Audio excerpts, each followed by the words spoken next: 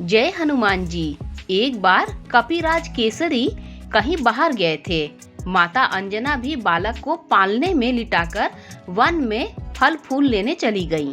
इसी बीच शिशु को भूख लगी। बच्चे तो थे ही वे, हाथ पांव उछाल उछाल कर क्रंदन करने लगे। सहसा उनकी दृष्टि प्राची के क्षितिज पर गई। सूर्योदय हो रहा था और सूर्य गाढ़े लाल रंग के फल के समान दिखलाई दे रहा था। हनुमान समझा यह लाल फल है। अपना तेज और पराक्रम वे सिद्ध करने के लिए उम्र बाधक नहीं होती, और यहाँ तो भगवान शिव ने स्वयं हनुमान के रूप में अवतार लिया था। पवन देवता से उड़ने की शक्ति उन्हें पहले ही प्राप्त हो चुकी थी। उन्हें क्षुधा शांत करनी थी। भोज्य सामने दिखलाई दे रहा था और इस अखिल ब्रह्मांड में दूरी उनके लिए कोई समस्या नहीं थी। शिशु हनुमान उछले और वायु की गति से आकाश में उड़ने लगे। पवन देवता शिशु हनुमान को उड़कर सूर्य की ओर अग्रसर देख चिंता से व्याकुल हो उठे। उन्हें भय था कि शिशु हनुमान सूर्य की प्रखर किरणों से भस्म न हो जाएं। इसीलिए पवन देवता शिशु की रक्षा हेतु हिम समान शीतल होकर उनके साथ चलने लगे। हनुमान अत्यंत वेग के साथ आकाश में उड़ते चले जा रहे थे। उनका वेग ऐसा था कि यक्ष, देव, दानव आदि सभी विस्मित हो उठे। वे मन ही मन विचार करने लगे कि हनुमान जैसा वेग तो स्वयं वायु, गरुण और मन में भी नहीं है।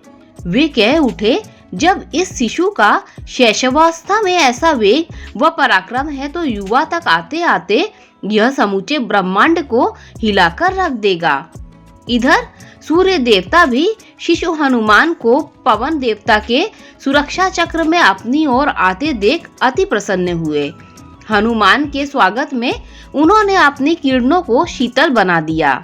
शिशु हनुमान आए और सूर्य देव के रथ पर सवार होकर उनके साथ क्रीड़ा करने लगे। संयोगवश उस दिन अमावस्या की तिथि थी और सिंघिका का पुत्र राहु सूर्य को ग्रसने के लिए आया तो उसने सूर्य देव के रथ पर एक बालक को आरूढ़ पाया। राहु बालक को अनदेखा कर सूर्य को ग्रसने के लिए आगे बढ़ा ही था कि हनुमान ने अपनी वज्र मुष्टि से उसे पकड़ लिया। राहु छटपटाने लगा।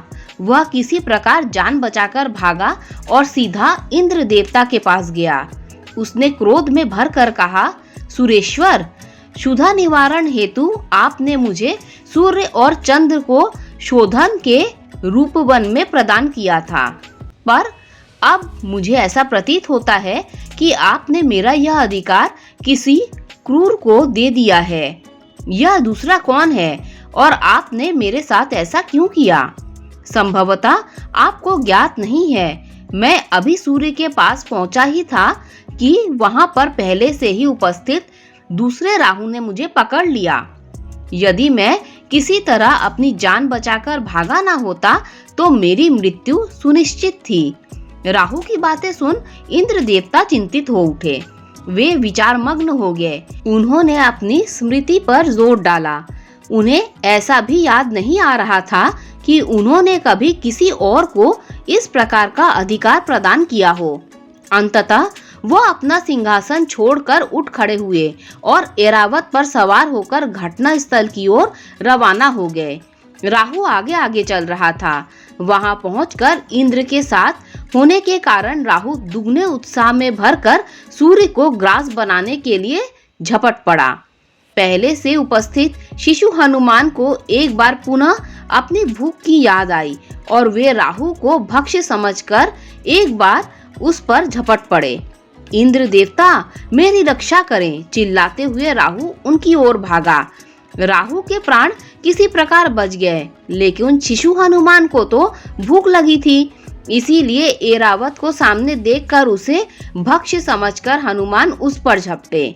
यह देख इंद्र भयभीत हो गए।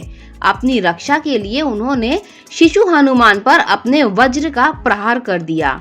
वज्र का आघात हनुमान की बाई हनु ठुड्डी पर हुआ और उनकी हनु टूट गई। शिशु हनुमान अचेत होकर शिखर पर्वत पर गिर पड़े। वास्तव में यही घटना पवन पुत्र का नाम हनुमान पड़ने की कारण बनी। इंद्र ने कहा था, मेरे वज्र के आघात से इस बालक की हनु टूट गई है, इसीलिए इस बालक का नाम हनुमान होगा। पवन देवता अपने पुत्र की यह दशा देखकर अत्यंत क्रोधित हो उठे। उन्होंने वायु की गति रोक दी और अपनी प्राण प्रिय संतान को लेकर एक गुफा में प्रविष्ट हो गए। वायु के रुक जाने से समस्त प्राणियों का श्वास संचार रुक गया।